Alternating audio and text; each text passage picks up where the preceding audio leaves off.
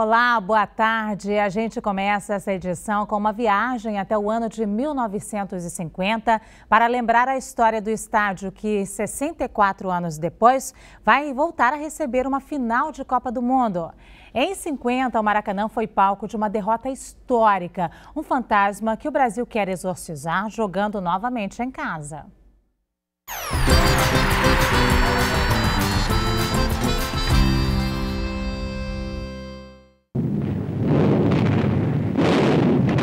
A Europa ainda se recuperava da Segunda Guerra Mundial e o Brasil viu a escolha para ser sede da Copa de 50 como uma oportunidade para crescer no cenário internacional. Eu vou mostrar para vocês como se dança o baião. Nós não tínhamos feitos assim, muito civilizados. Não aparecíamos ao mundo como país assim de primeira linha. O Maracanã passou a ser realmente uma obra de grande realce para o mundo. Foram apenas 6 cidades-sede. O Rio de Janeiro, então capital do país, se tornou o palco principal. Iria receber 8 das 22 partidas, sendo 5 delas jogadas pela seleção brasileira. Para isso, um estádio à altura teve que ser construído. O lugar onde seria o novo estádio foi alvo de uma briga política. O prefeito Mendes de Moraes queria que ficasse no bairro do Maracanã. Já o influente político Carlos Lacerda, líder da União Democrática Nacional, queria que fosse em Jacarepaguá, para agradar o eleitorado dele. O prefeito ganhou e o lugar escolhido foi o terreno do antigo Derby Clube, uma construção que demorou a sair do papel. Apenas 22 meses antes de começar o Mundial, o Maracanã começou a ser construído. 3.500 operários ergueram um templo do futebol, com capacidade para 200 mil torcedores, 10% da população do Rio na época. Em 1949, durante uma visita técnica, o presidente da FIFA chegou a comparar o estádio ao Coliseu em Roma. Junto com o Maracanã surgiu uma favela. Os restos da obra do Maracanã foram colocados ao lado do canteiro de obras. Muita gente pegou esses restos e criou uma favela ali ao lado, a chamada Favela do Esqueleto. Essas famílias foram removidas para a Cidade de Deus. Então essa favela aí durou 10 anos, mais ou menos, por conta do Maracanã. A abertura da Copa foi em 24 de junho.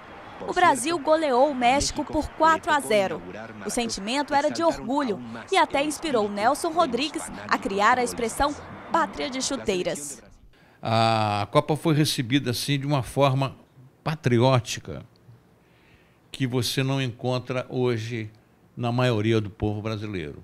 Era como se a seleção brasileira não fosse apenas um time de futebol, fosse uma representação nacional que nós poderíamos chamar de Brasil, não de seleção brasileira. No jogo contra a Espanha, que o Brasil goleou por 6-1, a torcida brasileira fez história.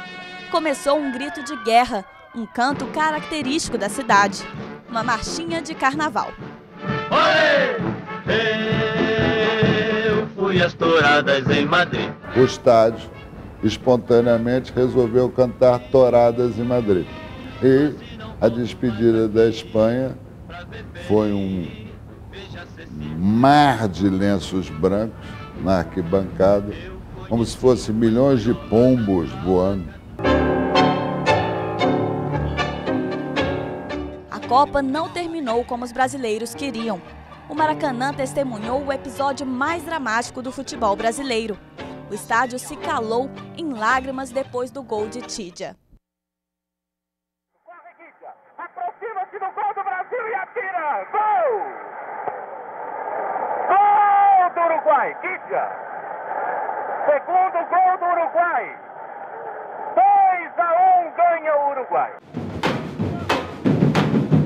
64 anos depois, o Maracanã modernizado vai ser pela segunda vez palco de uma final de Copa do Mundo. Dona Dirce, que acompanhou de perto a de 50, torce para que agora o desfecho seja diferente. O futebol faz parte da gente, não é? Faz parte, não pode deixar de ter futebol, não é? Eu tenho certeza que a Copa do Mundo vai ser muito boa, todo mundo vai torcer muito. E quem sabe o Brasil vai ganhar. Quem sabe?